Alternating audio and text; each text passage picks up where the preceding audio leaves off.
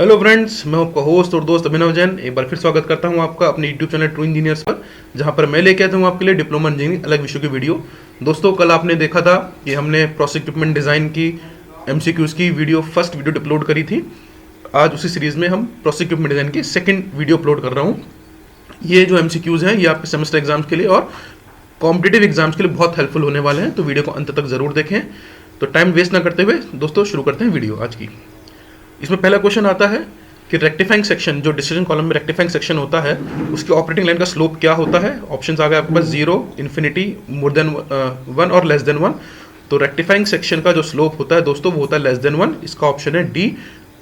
आप जो मैकअप-थिले मेथड से जो ऑपरेटिंग लाइन्स हैं आप उसको बनाकर देखें, उसको आप एक बार रिवाइज करेंगे तो आपको पता चल जाएगा कि जो ऑपरेटिंग लाइन होती है रेक्टिफाइंग सेक्शन में उसका स्लोप लेस देन 1 होता है। चलते हैं अगले क्वेश्चन की तरफ कि थर्मल कंडक्टिविटी के पॉइंट ऑफ व्यू से सबसे अच्छी ट्यूब्स किस मेटल की बनाई जा सकती हैं। इसके ऑप्शंस आ गए पास एल्यूमिनियम, स्टेनलेस स्टील, कॉपर और कार्बन स्टील। तो दोस्तों खाली अगर हम थर्मल कंडक्टिविटी की बात करते हैं तो सबसे अच्छा ट्यूब मटेरियल हमारा कॉपर होता है। इसका आंसर है ऑप्शन सी। अगला क्वेश्चन की तरफ आते हैं। जो थिन वॉल्ड सिलेंड्रिकल वेसल्स में होते हैं उसमें लॉन्गिट्यूडनल स्ट्रेस की वैल्यू कितनी होती है।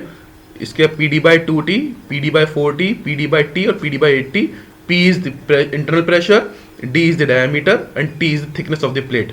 तो इसका ऑप्शन है दोस्तों PD/4T। सिलेंड्रिकल वेसल्स में जो लॉन्गिट्यूडनल स्ट्रेस की वैल्यू होती है वो PD/4T होती है। PD/2T जो होती है वो स्फेरिकल वेसल्स में होती है और PD/4T जो होती है वो हमारी सिलेंड्रिकल वेसल्स में होती है। इसको आप ध्यान रखिएगा। नेक्स्ट क्वेश्चन है, कैलेंडर टाइप इवेपोरेटर में जो ट्यूब हाइट होती है वो जनरली किससे कम होती है, कितने मीटर से कम होती है। ऑप्शन आ गए 1, 2, 3.5 और 5.5। इसका सही ऑप्शन है option B, that is 2। Calandria type evaporator में जो ट्यूब हाइट होती है वो जनरली 2 मीटर से कम होती है। इनमें से सिलेंड्रिकल वेसल्स के लिए सबसे कमजोर या वीकेस्ट क्लोजर्स कौन से होते हैं। क्लोजर्स आपको पता है कई तरह के होते हैं। फ्लैट हेड्स होते हैं, स्फेरिकल हेड्स होते हैं, हेमिस्फेरिकल हेड्स होते हैं, टॉरस स्फेरिकल हेड्स होते हैं। तो अलग अलग हेड्स में से सबसे जो वीकेस्ट क्लोजर है वो कौन सा है। ऑप्शन आएंगे इसके hemispherical head, taurus spherical head, conical या फ्लैट हेड या इलिप्टिकल हेड। तो सबसे जो वीकेस्ट क्लोजर होता है दोस्तों वो होते हैं कोनिकल या फ्लैट हेड्स। इसका ऑप्शन है आंसर है ऑप्शन सी। नेक्स्ट क्वेश्चन है हमारे पास कि इनमें से कौन सी एफिशिएंसी 100% से ज्यादा हो सकती है। दोस्तों ये ध्यान रखिएगा, ये बहुत बार पूछा भी गया है अलग अलग कॉम्पिटिटिव एग्जाम्स में कि इनमें से कौन सी एफिशिएंसी 100% से ज़्यादा हो सकती है, क्योंकि ये अपने आप में एक सोचने वाली बात है कि क्या ऐसा हो भी सकता है। तो overall plate efficiency, Murphree plate efficiency, point efficiency और नन ऑफ दीज। दोस्तों सिर्फ मरफरी प्लेट एफिशिएंसी 100% से ज़्यादा हो सकती है। ये बात ध्यान रखिएगा आप कि मरफरी प्लेट एफिशिएंसी ही क्लॉथ एफिशिएंसी है जो 100% से ज़्यादा हो सकती है। इसके बाद है डिस्टिलेशन कॉलम के अगर एक्चुअल ऑपरेशन में वेपर जो है वो बबल कैप में यूनिफॉर्मली डिस्ट्रीब्यूट नहीं हो रही है तो इसका क्या कारण हो सकता है। कि अगर वेपर पूरी तरह डिस्ट्रीब्यूट नहीं हो रही है, ट्रे पर लिक्विड का ग्रेडियंट है, स्कर्ट क्लियरेंस कम है, स्टैटिक सबमर्जेंस कम है, या डाउन कमर जो है वो स्मॉल है, उसमें डाउन कमर की जो लिक्विड सील है वो कम है। तो इसका आंसर है liquid gradient on the tray. Tray पर जो लिक्विड ग्रेडियंट है उसकी वजह से जो बबल कैप है उसमें जो वेपर है वो यूनिफॉर्मली डिस्ट्रीब्यूट नहीं होती है। परफोरेटेड प्लेट टावर्स में क्या होता है, होल साइज जो है वो 1/8 इंच से 3/16 इंच तक हो सकता है। टोटल एरिया 6 to 15% के अराउंड होता है क्रॉस सेक्शनल एरिया के। Pressure drop is compared is similar to bubble cap tower. जो प्रेशर ड्रॉप होता है वो कम होता है as compare to bubble cap column. और तीनों ही ऑप्शन हो सकते हैं दोस्तों। इसका आंसर है तीनों ही ऑप्शन हो सकते हैं, ए बी सी तीनों करेक्ट है। आंसर इसका डी है कि होल साइज भी 1/8 से 3/16 इंच हो सकता है।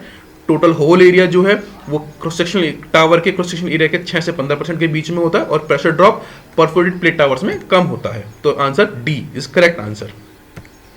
नेक्स्ट आते हैं ब्रैकेट सपोर्ट्स। वो हम किस तरह के वेसल्स के लिए यूज करते हैं। वो ऑप्शन आ गया thick walled vessels, horizontal vessels, thin spherical vessels जैसे हॉटन स्फेयर होता है, या नन ऑफ दीज। तो जो ब्रैकेट सपोर्ट होते हैं दोस्तों वो थिक वॉल्ड वेसल्स के लिए यूज किए जाते हैं। ब्रैकेट सपोर्ट हमारा थिक वॉल्ड वेसल्स के लिए यूज किए जाते हैं, याद रखिएगा। McCabe Thiele method is used for finding theoretical stages in distillation column assumes that. McCabe Thiele method के assumptions क्या क्या हैं। देखिए दो चीजें होती है, लिमिटेशंस और assumptions।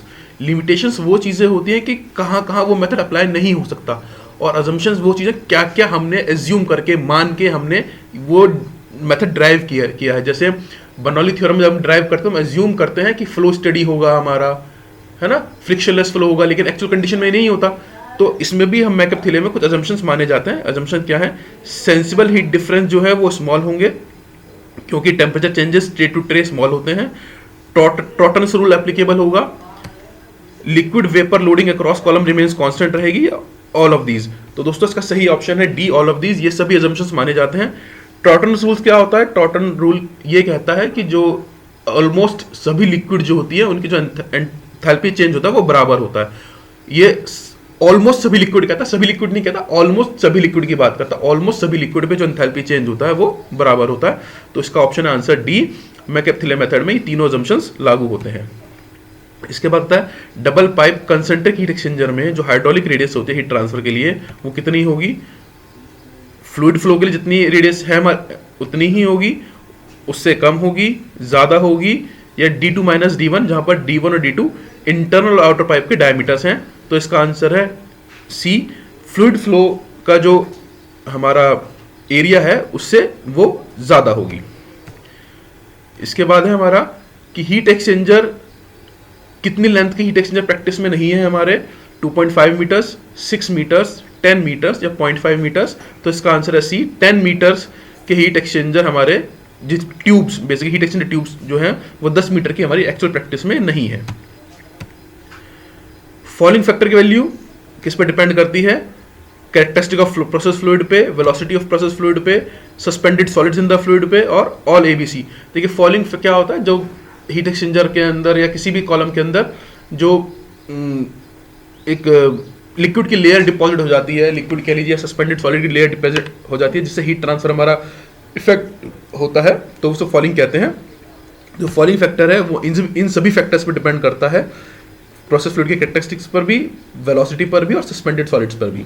तो इसका आंसर ऑप्शन डी। इसके बाद आता है शेल साइड फ्लूइड वेलोसिटी, वो कब चेंज कर सकते हैं हम? लेआउट चेंज करके, पिच चेंज करके, दोनों को चेंज करके, और इन दोनों में से कुछ भी नहीं। तो इसका आंसर है ऑप्शन सी कि हम हीट एक्सचेंजर की लेआउट और ट्यूब पिच दोनों को चेंज करके हम शेल साइड फ्लूइड को वेलोसिटी को चेंज कर सकते हैं। इसके बाद है हमारा diameter of bubble cap used in high pressure column is vacuum column के कंपैरिजन में कैसे होता है?